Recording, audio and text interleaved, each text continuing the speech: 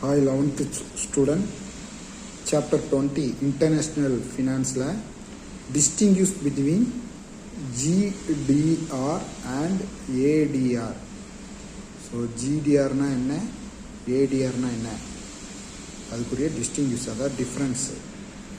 So basis வந்து heading நல்லா கவனிச்சுக்கிடுங்க, GDR க்கும் ADR க்கும். ஸோ முதல் ஹெட்டிங் வந்து டினாமினேஷன். முதல்ல ஜிடிஆர் அப்படிங்கிறது global depository receipt, global depository receipt. அதேமாதிரி ஏடிஆர் அப்படின்னா அமெரிக்கன் டெபாசிட்டரி ரிசிப்ட். ஸோ ஜிடிஆர்னால் என்ன, ஏடிஆர்னால் என்னன்னு பார்க்கணும். உங்களுக்கு தெரியும் இந்தியாவில் எப்படி ருபீஸ் இருக்கோ அதே மாதிரி ஒவ்வொரு கண்ட்ரீஸுக்கும் ரூபா நோட்டுகள் வேறு வேறு மாறிக்கிட்டே இருக்கும். டாலர், பவுண்ட்ஸு இந்த மாதிரிலாம் கேள்விப்பட்டிருப்பீங்க. ஸோ அதுதான் மெயினு. இப்போ வந்து ஒவ்வொரு கண்ட்ரிக்கும் வேறு வேறு ரூபா நோட்டுகள் இருக்குது அப்படின்னு தெரிஞ்சால் உங்களுக்கு அடுத்த சந்தேகம், அவங்களுக்கு எப்படி நம்ம பணத்தை பரிமாற்றம் எக்ஸ்சேஞ்ச் பண்ணுறது அப்படிங்கிற டவுட் வரும். அதுக்கான ஆன்சர் இது ரெண்டுத்தையும் பார்த்துட்டிங்கன்னா உங்களுக்கு புரியும். டினாமினேஷன் அப்படின்னா ரூபா நோட்டு, நம்ம 100, 500, 2000 சொல்கிறோம் இல்லையா டினாமினேஷன். அந்த மாதிரி இந்தியன் ருபீஸு, டாலரு, பவுண்ட்ஸு இந்த மாதிரி சொல்கிறத டினாமினேஷன் சொல்லுவோம்.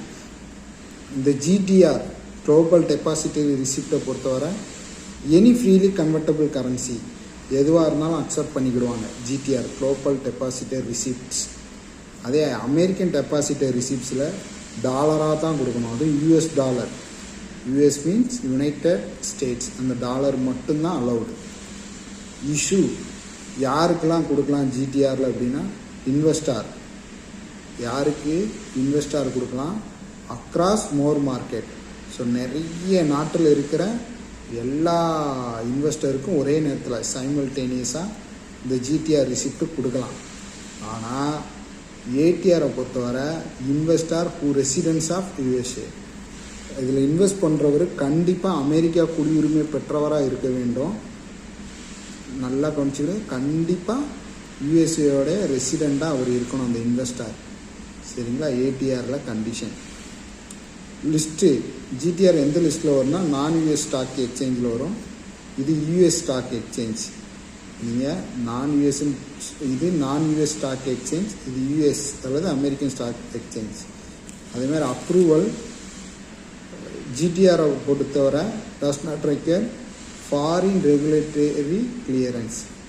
இந்த ஃபாரின் ரெகுலேட்டரி கிளியரன்ஸோடைய அப்ரூவ் வேணும்னு அவசியம் இல்லை. ஆனால் ஏடிஆரை பொறுத்தவரை எஸ்சிசி அப்படிம்பாங்க, stock exchange commission of USA, அதோட அப்ரூவ் வேணும். Next need of expression.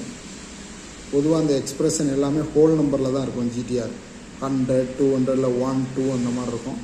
But ADR American depository ரிசிப்டை பொறுத்தவரை ஃப்ராக்ஷனில் இருக்கும். Negotiation all over the world எல்லாமே நெகோசியேட் பண்ணிப்பாங்க. ஆனால் வேறு கண்ட்ரியாக இருந்தால் கூட அவங்க நெகோசியேட் பண்ணிப்பாங்க. ஆனால் இது இங்கே வந்து ஒன்லி இன் யூஎஸ்ஏ, நெகோசியேஷனே கிடையாது, ஒன்லி இன் யூஎஸ்ஏ. அதாவது இன்வெஸ்டார் கண்டிப்பாக யூஎஸ்ஏ சேர்ந்தவராக தான் இருக்கணும் ஏடிஆரை பொறுத்தவரை. சரிங்களா? ஸோ இதை படிக்கும்போது முதல்ல இந்த பேசிஸ்ன்னு சொல்லி ஹெட்டிங் கொடுத்துருப்பேன். அந்த ஹெட்டிங் தெளிவாக படிங்க. Negotiation, mode of expression, approval, list, issue, denomination. இந்த ஹெட்டிங்கை படித்து ஒவ்வொரு பாயிண்ட்டும் ஞாபகம் வச்சிங்கன்னா ரொம்ப ஈஸியாக இருக்கும். தேங்க்யூ.